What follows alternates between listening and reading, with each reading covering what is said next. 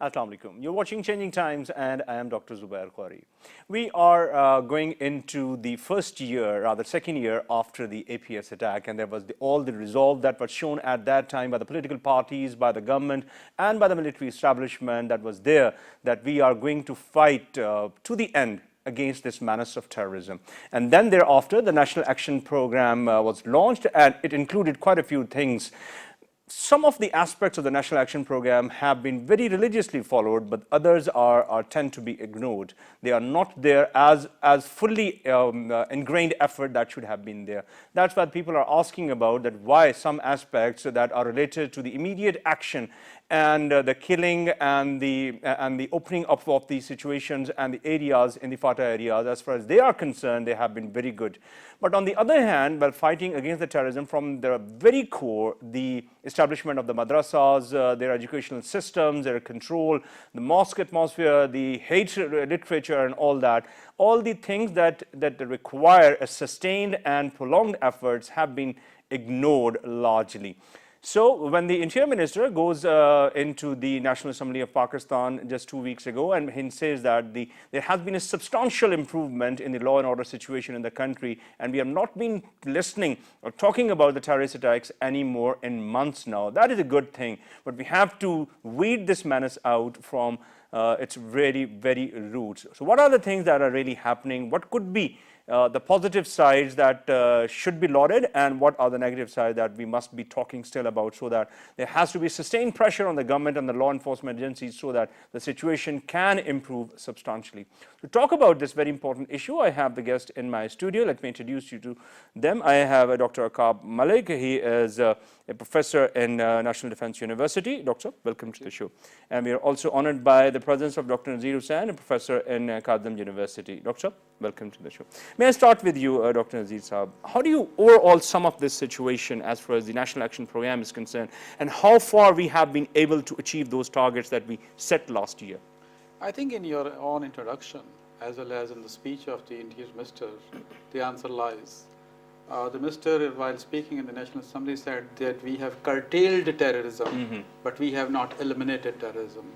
So the 20-point National Action Plan, which was launched soon after this APS attack, has achieved some substantial achievements, but not all. I mean, yes, definitely the law and order situation has improved tremendously, like we see in Karachi what is happening. And of course, the launching of the Operation Zarb-e-Azab along with this National Action Plan, the terrorists have fled away from the territory of Pakistan. But there are certain things which raises certain question marks, like financing of this terrorism or terrorist group have still not been controlled or curtailed. And secondly, as you yourself mentioned, the role of the madrasas and the mosques are still crucial. I think and believe as an academic, the government seems to be reluctant in taking hands inside the madrasas and the mosques. Lately, there have been a meeting between the religious minister and the madrasas, but unfortunately something concrete could not have been achieved. So people are also talking about this Lal Masjid thing. For the 2 successive weeks, there have been the disruption in the cell phone services, and last year people have been saying, I don't know about whether it's right or not, that this was due to the Lal Masjid cleric, that he was going to go on air through the mobile phones and while he was presenting his agenda. What do you think about that? Because last time when action was taken, people were pushing for the government to take an action, and once the action was taken, and then they were saying there was a very bad action. Dr. Khoury, this is a dichotomy. This is seen by the public and by the people at large, that this is the double standard of the government of Pakistan, unfortunately. Right at the heart of Islamabad, where the government is, where the every institution of the country is, unfortunately, the Lal Mosque is challenging the writ of the government. Just last night, Interior Minister said, I don't have any concrete proof so that I can arrest the Khatib of the Lal Mosque. The government still needs some proofs. That's very unfortunate. And secondly, as you yourself know, that just 2 days ago, when this anniversary of the APS was being celebrated, certain people from the people, they demonstrated in front of the Lal Mosque. So those very people were captured, put behind the bars, and ultimately released. Okay. But what message you are giving to the people? That at the one hand, you are launching this operation, Zarb-e-Azab and National Action Plan, but on the other hand, something has not been done. Last thing with this, Okay. unfortunately, on the same day when this action plan, when this anniversary was being celebrated, something which I didn't like as an academician, as in Pakistani, what was happening in Sindh Assembly. The Sindh Assembly passed a resolution curbing and controlling the power of the ranger, and you know the entire Karachi became. I'll come back. I'll come back to that on the expansive aspects of the National Action Program. But coming back to you, Dr. Aqab, how do you relate this whole developments with the international scenario? I know that you have been in Afghanistan and the Taliban elements that were there. You might have been troubling with them and maybe working some of your areas there with. Do you still feel that the Afghanistan influence on the Pakistani side, or we have been able to control this madness as far as the Operation Zarb-e-Azab is concerned? Now I've got to get some definition here. What are you talking about as far as Afghanistan's interaction with the people here? Are you talking about the Tehrik-e-Taliban Pakistan? Yeah, of course. Specifically, and Zarb-e-Azab, which has pushed them out of North Waziristan. What I said at the beginning, I remember in a few conferences before we undertook this operation, the military undertook this operation, well before last year's devastating attack on APS, was that if we take this operation in Waziristan, we're going to be left with pushing them out and then filtering into the larger cities rather than just fight it out. They'll leave hardcore members who fight it out with the military to seemingly produce an idea that there is resistance and they're pushing them back. But a lot of them just filtered back out into Afghanistan and back into the cities where they're reconsolidating. That's the biggest problem here. Throughout Pakistan, in the Why major haven't cities. we haven't been able to kill them, to eliminate them altogether? Well, they filtered back in as civilians. I mean, what's the difference between them and anybody else in the country? They can take a beard down a little bit, they can dress differently and pretend to act differently, and then they train for this. And as a result, they just filter back in, reconsolidate, re-entrench themselves, resupply themselves, figure out there's a big difference between the way they're going to communicate, because they've gone underground. So as a result, they're going to consolidate themselves. There's the operations, Rangers operation in Karachi, which has been partly curtailed by the Sindh government for their own corruption, most likely, which they say is unconnected terrorism. Actually, corruption is the whole reason why we have a lot of terrorism, because that's one of the faults that we have, the flaws that we have, that terrorism breeds upon. You know?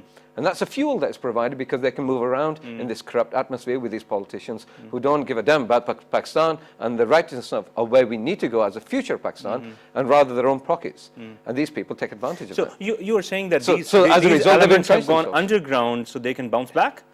Well, look at what happened in the United States when they invaded Afghanistan in 2001, and they pushed them out within weeks. And they said by 2003, now they redirected their attention to Iraq, and everything was fine, but it was not. They reconsolidated themselves, they pushed out, melted into the background, and then came back again underground until they were substantially consolidated and built up enough to restart the insurgency in 2005. When America was entrenched in Iraq and couldn't divert its resources back to Afghanistan so well. And as a result, they took advantage of that. This is what we've got to be aware of. Okay, there's another aspect, Dr. Nazir, but before going into this, some detailed aspects of academic atmosphere that has been going on in Pakistan for quite some time. What about this Daesh element? The government is saying that the Daesh is not here in Pakistan. But on the other hand, we keep listening about them. We have seen graffiti about them. At least their sympathizers are already there in Pakistan. What is your reading? I think the policy of the government is very confusing. The Foreign Secretary, the Interior Minister have refuted the presence of the Daesh. But two statements, one from the ISPR, DG ISPR, and the other from the same Secretary of Foreign Affairs in the Senate House Committee, that the gravest threat currently Pakistan faces is Daesh. Okay. And then the DG ISPR says, I mean, this is the problem, that to the public, that there doesn't exist Daesh. But whilst they go to the senator and the parliamentarian, they do the biggest Perhaps they don't want to spread panic? No, I don't know, but it comes into the open. Now the media is so penetrative that suddenly, even in your drawing rooms, bedrooms, the things can come up. Now, Army Chief General Rahil Sharif, while he was in England, he spoke very eloquently that if Daesh exists in Pakistan, we will eliminate it, etc., etc. But now, coming to the real hardcore penetration of the Daesh, see the APS attack. It was different than the normal terrorist attacks. They were head-on killing by the terrorists. See the Safura attack in Karachi. It was the manifestation that the Daesh tactics are being used in Pakistan. And then the wall chucking, the sympathizing. Even the Lal Mosque Khatib has shown his allegiance to the Daesh. And then 6 of the... We tend to forget that. He did that about 6 months ago. Exactly. People pretend to forget that. And then, of course, the TTP leaders, they've shown 6 TTP leaders shown their allegiance.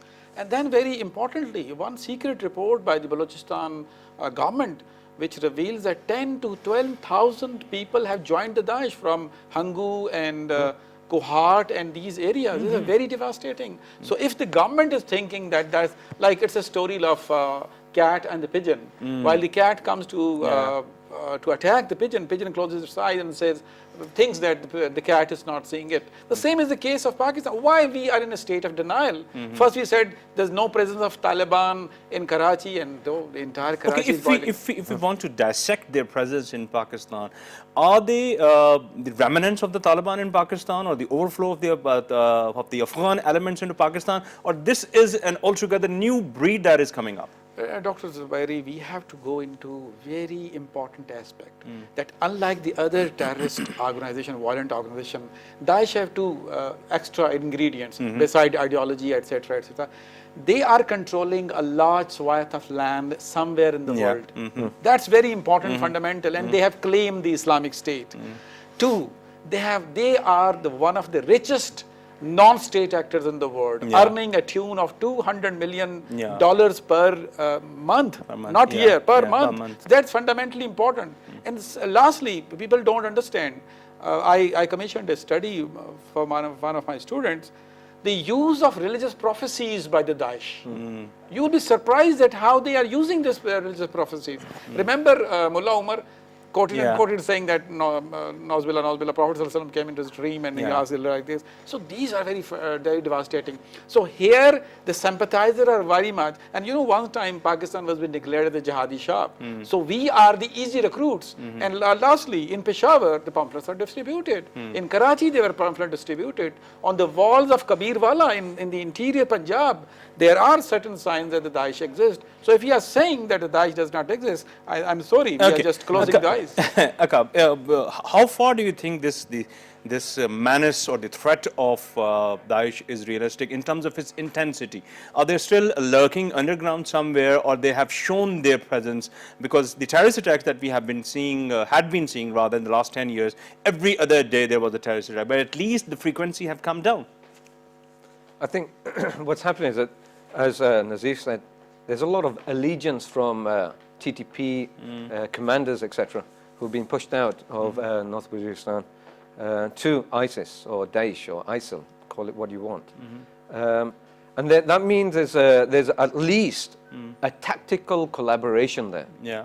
May not be at the strategic level at the moment because of different orientation, different direction, and even that may come into the flow. They themselves consider them enemies, as Emil Zawahiri has been saying that we don't have any allegiance with them. They are toxic, if I can recall. They are. I mean, this is the extent. Zawahiri was saying that. But you've got to look at Daesh, and you've got to look at the environment that they're in Iraq and Syria, and they've grown up, evolved from that environment because of the American invasion in Iraq, and how they disbanded, and a lot of the many of the former Ba'athist colonels and officers went in. That's what my question is. So the point here is that their evolution is very different from what might be here, and their orientation, their Salafist ideas are partly different from what is down here as well. But the difference also means that a lot of people are not that educated here about what it is. They know that there's some land there that they call the Caliphate. Yeah. So when you've got somebody who's not very educated, most of the Taliban are very illiterate, more or less, because that region doesn't. But the Daesh are really educated. But that's not really engineers, the case. I mean, they've got a lot of the educated, but look at the reaction that they had and the people they recruited from, and what happened to Maliki, the way he pushed the Sunnis away from the center, and caused a reaction, and people just reacted, and that's how it came about. in that respect, it was taken advantage of. No, my yeah? point still But remains so that dynamic is different from what What it is is. the now. intensity in Pakistan? It is still I don't somewhere think there's. underneath? I don't think there's an intensity, but I think there is, as he may say, as Nazir may say, is that there's a translation of those tactics that they use, and they've kicked it up a little bit. They pushed the intensity up a little bit to see how we would react, and we've reacted promptly and better than they expected. So we've reduced their capacity, but that doesn't mean they're going to go away. Say you push the water, you've got a pile of water there, you push it away, but when your hand's gone, it comes back again. Okay. So the likelihood that it'll come back unless you deal with the narratives and the core roots of the problems. And we're not doing with that. We're not dealing with Fatah, which is supposed to be a core issue, as in the National Action Plan. Let's stick to that idea. That's not being dealt with, for I'm example. coming to that point, but Dr. Nazir, if you look at the other elements that may be required as the breeding ground for terrorism or these type of elements, that there are economic problem, there are social problem, there are justice problem, and of course there is the dream of the Khilafat or the grandeur that we have been thinking about. This grandeur that the people have been thinking about of the Nishat Thaniya or the Renaissance that we may talk about, is it still there? Because you talk to the people, to the young souls that come to Islamabad and to the top university in Pakistan, one of the top universities in Pakistan, you still feel that this delusion of grandeur is lying in their minds?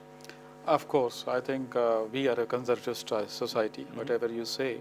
And the people we are not talking about Islamabad, we are talking about the people who live, 90% people live in the rural areas. And they are, but they do come to Islamabad do to come study, to Islamabad, but even then there are conservatism in their minds and hearts. You'll be surprised that while I listened to the presentation of one of my students on the religious prophecies of Daesh being used for recruitment, I myself was surprised. If I would not have been an educated person living in Islamabad, I could have been impressed by those very ideas. And you also remember that the largest recruitment of Daesh is coming from Europe. You'll be surprised. 3,000 people have been recruited from Paris, only Paris. Paris is the heart of the Europe and the world. And surprisingly, now this is called radicalization. This is called how they are being impressed by these religious prophecies. And you know, there are a lot of issues. You yourself know these things. The aggression, deprivation, so many things, youth bulge, everything is included into this recruitment phenomenon. And then if you are getting lucrative incentives in terms of so many things, finances, social aspect, life here and life after, etc. So this is a very important breeding ground for the people in Pakistan. And the question which you asked to Aqab is very important. You know, we understand the network of the terrorists have been broken in the south and north Waziristan. That's agreed. But now the remnants are there. The remnants may be, unfortunately, in southern Punjab, in central Punjab.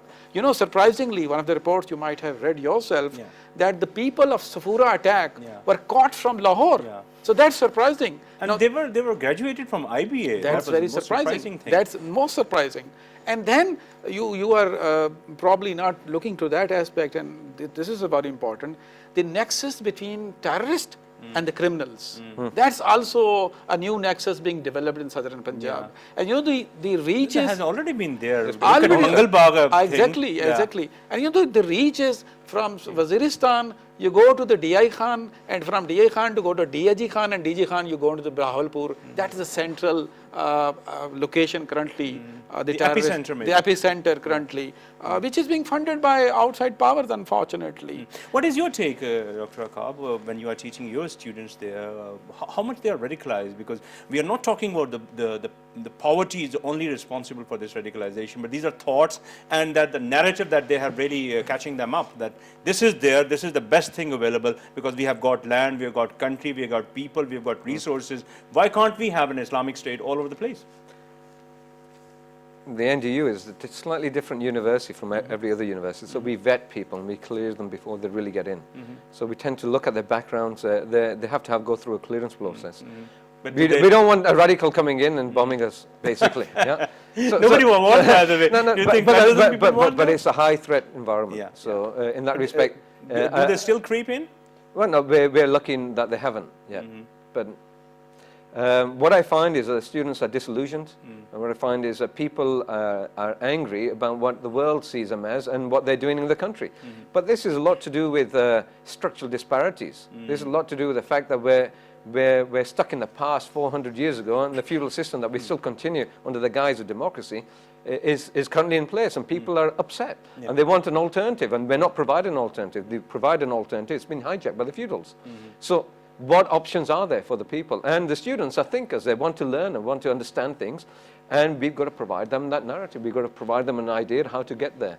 But if the leadership's not doing it, why should they? I mean, that's what I get from a lot of students. How do we combat this? We have to change the narrative.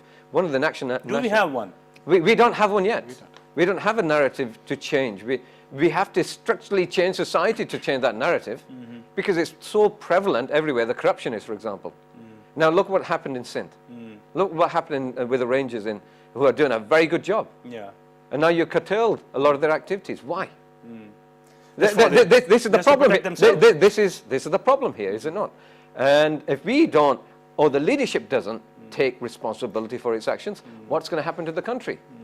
They've hijacked the country in the wrong way. Yeah, the people had so what about reliefs. So then you see a justification from the people who don't see any other narrative apart from the extremist one. You say, well, this is like this. How can we change it? We want to change it in our lifetimes. We don't want to wait for another 100, 200 years. Like Gilani said once, we've got to wait till a couple of hundred years before it gets going. No, why should we wait for our children's children to have benefit? Why can't we have benefit? The argument in favor of democracy is that there is a gradual process. It is a gradual process. If the West has taken 2 centuries, why can't we? But it's a gradual process when you actually inculcate education into the population. You develop their mindset and put the idea of what the meaning of democracy is in the mindset of the people. You encourage them to understand. So you have to build the education budget up, not reduce it. Yeah. So you have to, but that causes a problem. That causes a problem where people become aware of their situation and what they want to aspire for better things. Okay?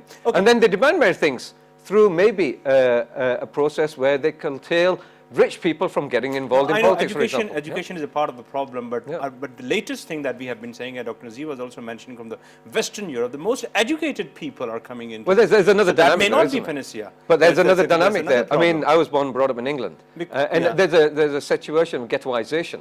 There's an action-reaction problem in Britain, in Europe, in Germany, less so even now against the Turks, for example. In France, against the Algerians, Moroccans, who have come in, who were colonies previously of France and other places, who feel ghettoized, insecure, so they stay with each other, they breed their own ideas amongst each other, they feel that they're under threat by the majority population, so they don't interact, they don't integrate so much. There are different dynamics everywhere. So there's a lot of different dynamics in England than they are in Germany or than they are in other countries. Let's talk about England here. I don't want to name anybody here, but why is that the Hizb ut-Tahrir is not banned in the UK and it's banned in Pakistan? Chief of Army Staff, when he visited last time in the UK, and he very categorically said that we want this organization to be banned.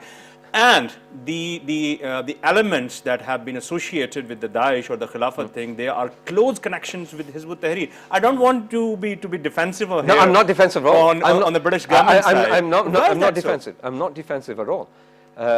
You've got to understand the psyche in Britain and maybe other places. This is I have lived there for more than 4 years. So you understand that Enlightenment, the Enlightenment period a few hundred years ago occurred there. The Industrial Revolution occurred there. The idea of the separation of state and church really evolved from that idea. So what bred from there was the idea of freedom of speech.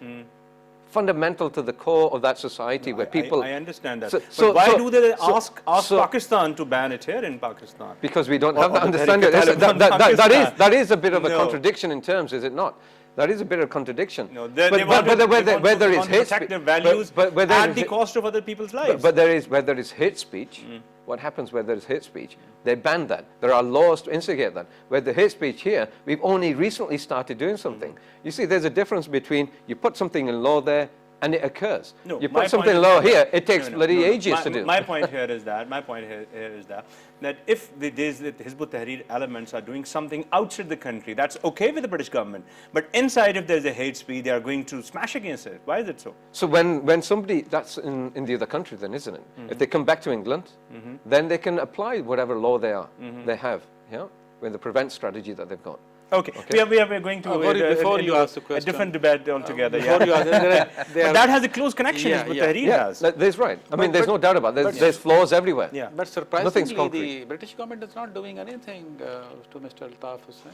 That's very debate Yeah. which we can That launch. may be one But- aspect, but the money three- laundering issue. Yeah, Yep. but three aspects are very fundamentally important. One, the law and order situation has considerably been improved.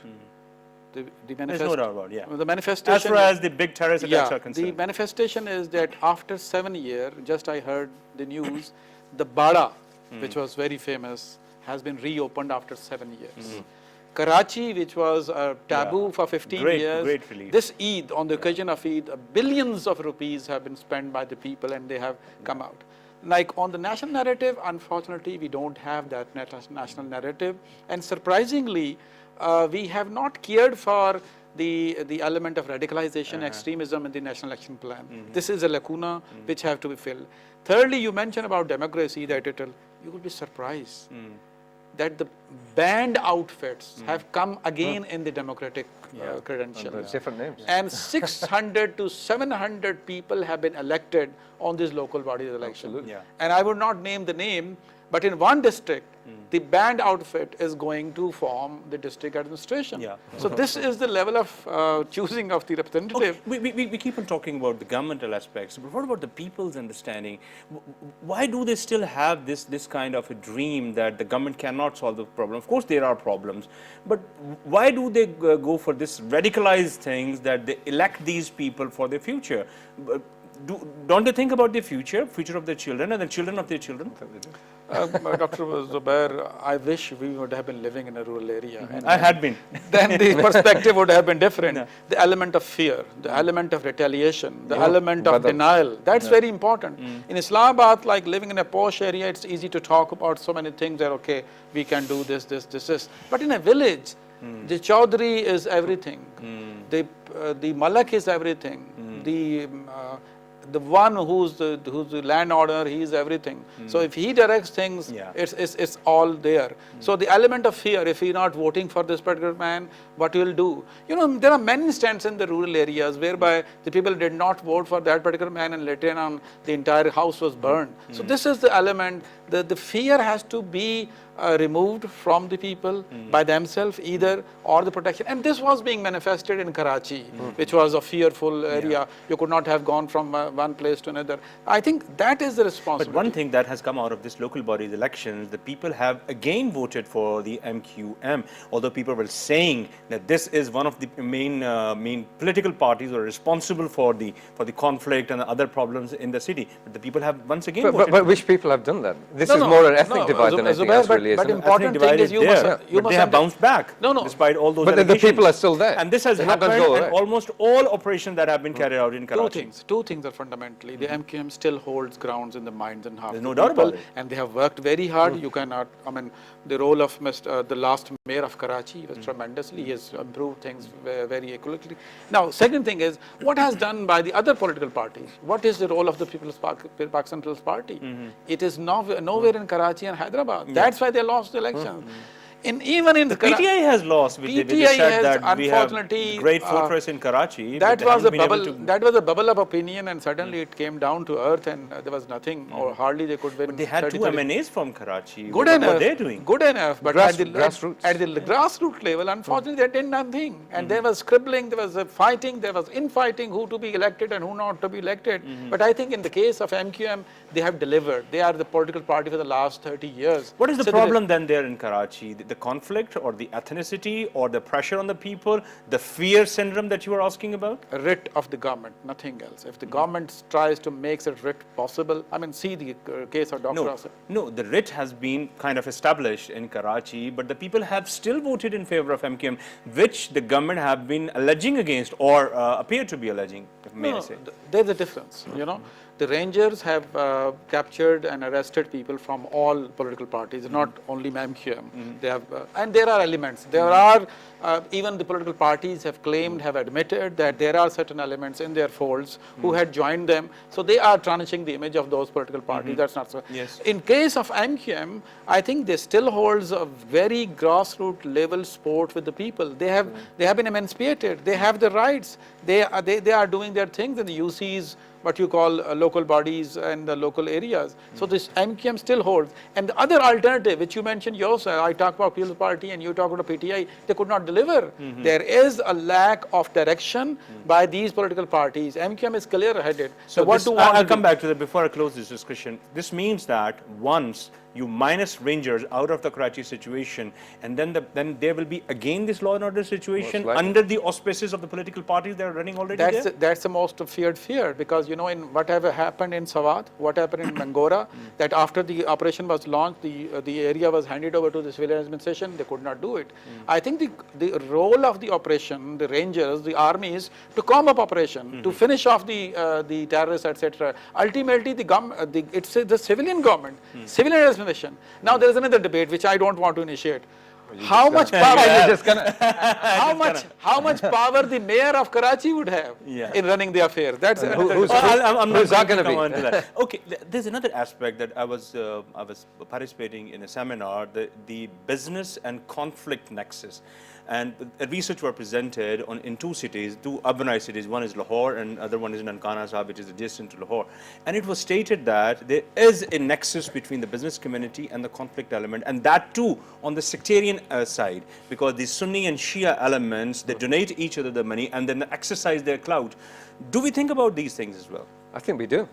I mean, we know that sectarianism's really taken the limelight, and it should do.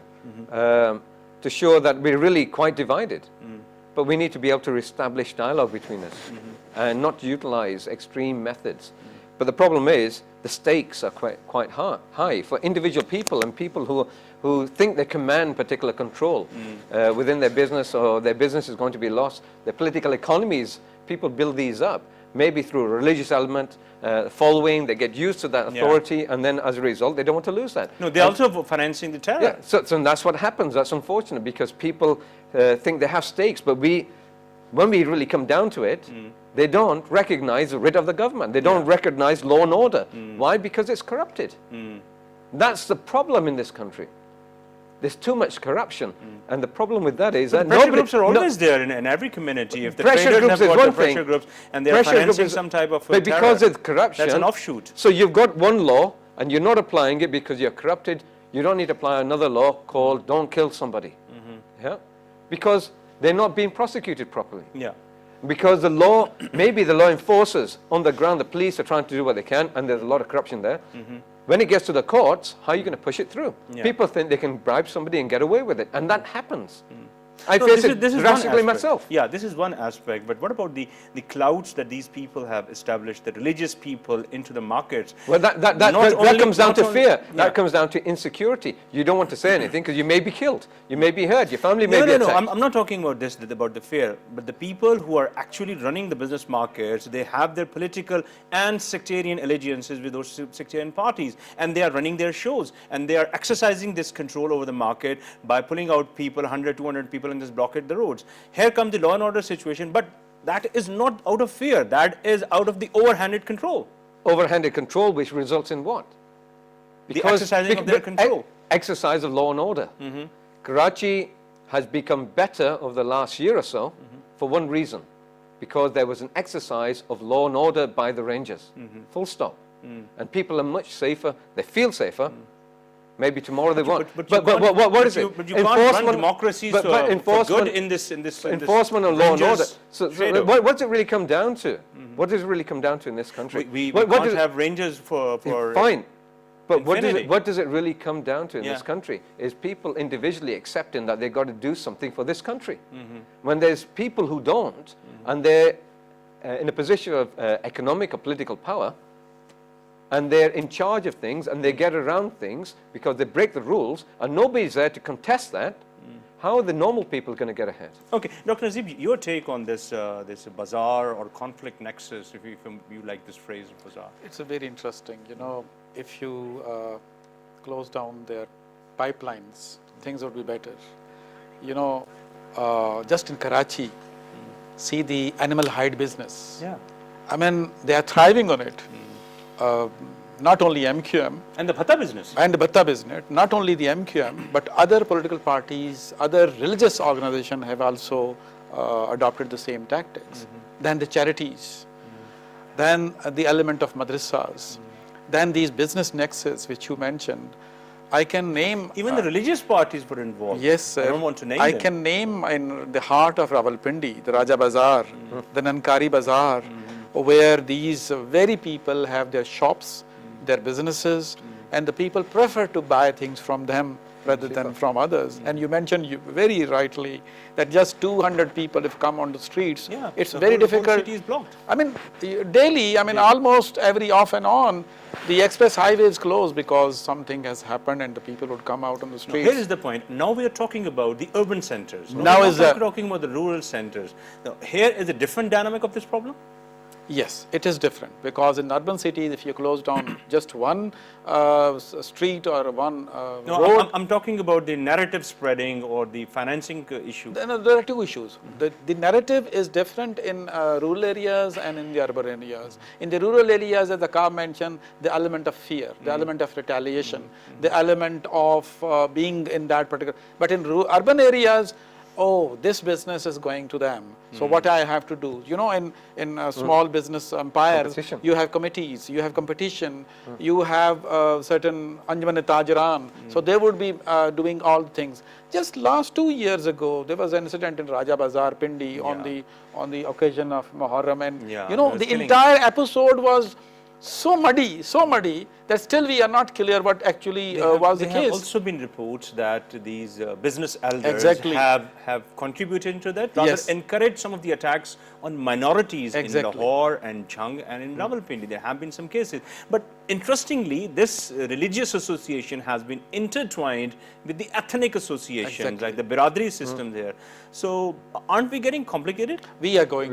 We were always like this. We were always like this. There's nothing as if we're going back somewhere. We were always like this. In fact, it's a complex phenomenon. You know, there are layers and layers. It is just not confined today to Pakistan, So- in the rural area. You're going to have to get rid of the. I mean, this is what we've not done for the last 70 years in this country, is to build a narrative of what Pakistani is. Yeah. Everybody's in their little tribal groupings within the ethnicities, and they don't want each other to build up themselves together. They want to pull each other down because they feel that it's a detriment to themselves. They're losing out. Why should somebody else do it? Yeah. Not that they recognize that other people may actually be doing benefit for the country. This is a mentality issue, which we've not produced in this country.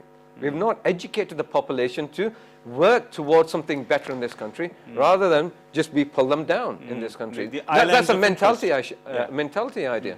That's where the narrative is. That's what allows all this breeding the There's corruption an interesting and book problems. that I'm reading nowadays, that is the Pakistan, a hard country, that talks about this, all these Anatol phenomena. Levin, Yeah, yes, Anatol a friend of Levin. mine. Yes. Dr. Yo- Zubair, just let me add, along with this, there's an international element.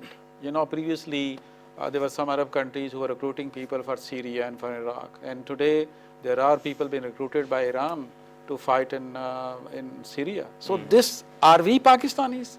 Are we pro-Gulf or pro-Iran? But there comes the concept of pan-Islamism. Yes, but I mean, you are leading to another debate. Yeah. Then Neel ke sahil se lekar Taba Kha ke Kash, people talk about it. mulk maas ke mulk khudai maas. Then the problem is that without the knowledge and the consent of the Pakistan government, we are included in 34 countries alliance against whom? No, the Foreign Office has said that No, already. that eventually, we are here. eventually the things We have are here. prevailed. The things have prevailed, but important All is well that ends well. But important country like Syria and Iraq and Libya and Iran are not included in that. So Okay, that one last that's thing an- before we run short. What's happening to Turkey, Akab?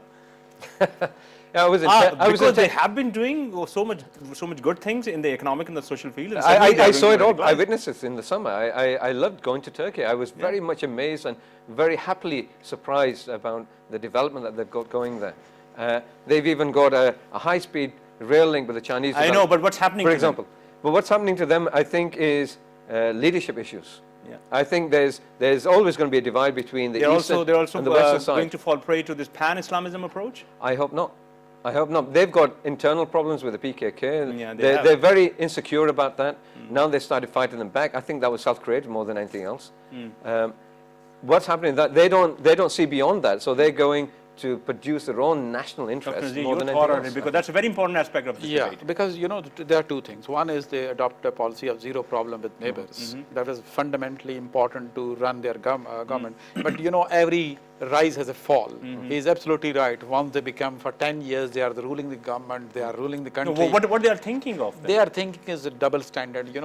They are helping Daesh. No. Something that- fundamentally no, wrong no. with the Muslim mindset. Yes, Once they get some power, they exactly, want exactly. to They want, export they that get a bit power. crazy. They megalomaniac. are Megalomaniac, I know. they are Megalomaniac. supporting Daesh, but they are killing the Yeah. PKK. And Abdullah Gul himself mentioned in one of his speeches that we don't want to create another Afghanistan in the heart of Middle East. But That's they what's have, happening. But that's what they're doing. they have created that. have created. So the next target of these terrorists, unfortunately, is going to be Turkey, Yeah. because these are being Many people are associating present day Turkey to the Zia era of Pakistan. exactly. But there's one because fundamental difference here. Turkey, philosophically, is not like the Arabs at all.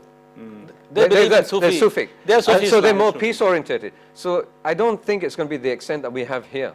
Not at all. But- I don't think it but works that now, way, because Naqab- their orientation, philosophical But orientation, is Aqab, very if they are killing one at the one hand and supporting the other, Yeah. so that will create But also problems. remember, they were colonizer of the whole region as well. Oh, they okay. were an empire. Okay. So they've got a history. This is a very interesting discussion. I wish we could have more time, but thank you very much, Dr. Aqab, and thank you very much, Dr. Nazir, you for very having your very valuable thoughts.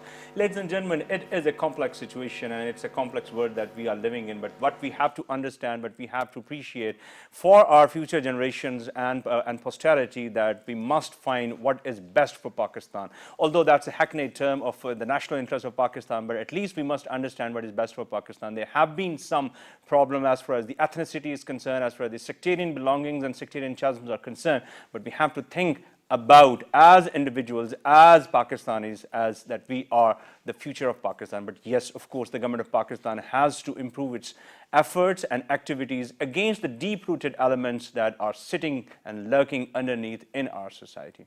Your suggestions on Facebook are welcome on facebook.com/Dr. Zubair Ghori official, and my Twitter handle is Dr. Zubair Ghori.